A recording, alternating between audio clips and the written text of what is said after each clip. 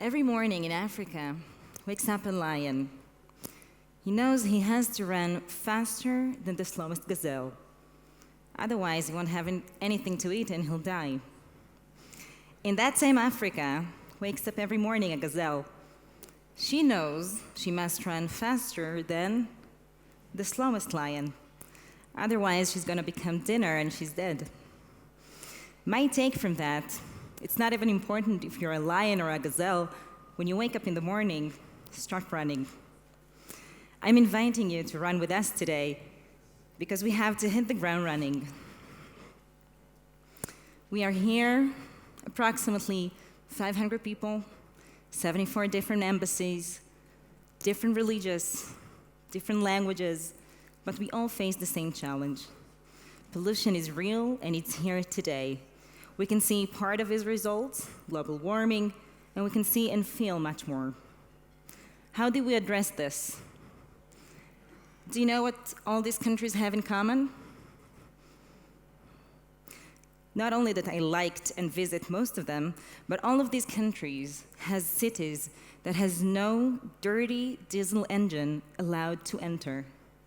That's amazing, that's a statement. But how do you reach this commitment?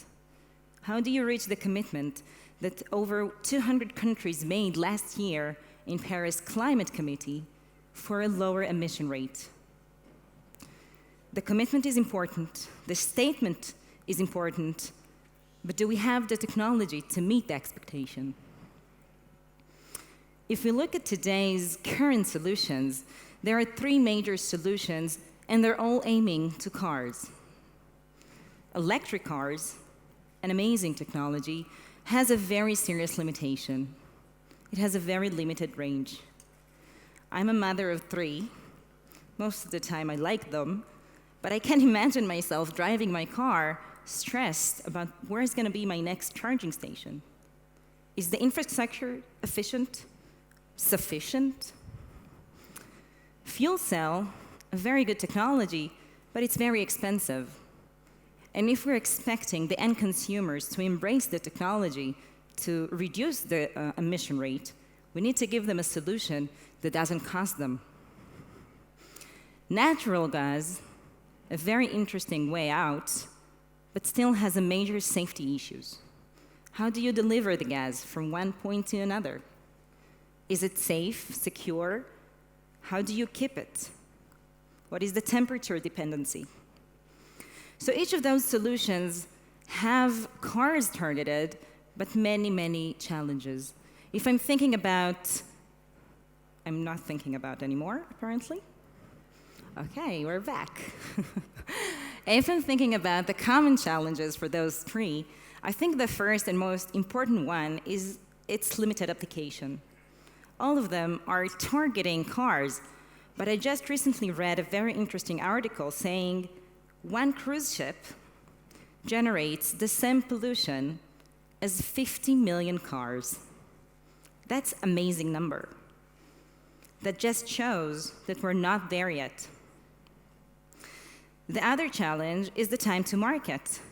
The problem is today, the rules and regulations starts 2020, but technology is not there yet. How do we get there fast?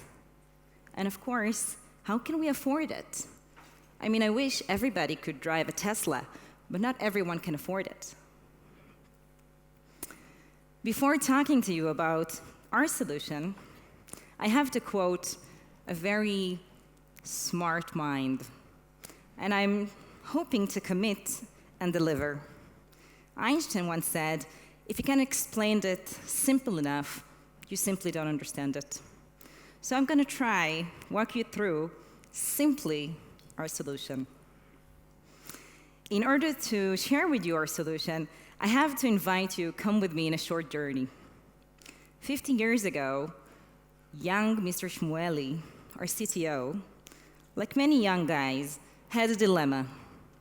He was living up north in Israel, and he needed to spend his limited budget of fuel between his girlfriend, living on one side of the town, and his commitment to support his family, living in the other side of town.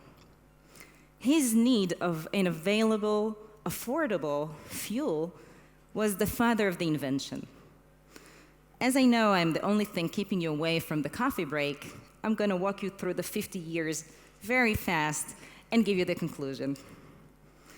So 50 years later, we found a solution to maximize water together with alcohol to make the car run on water. It sounds simple, it sounds crazy, it sounds amazing, but that's really a game changer. Now, as I'm going to promise you things that other people need to deliver, I'm going to be very accurate. It runs 70% on water and 30% on ethanol, methanol, or other alcohols.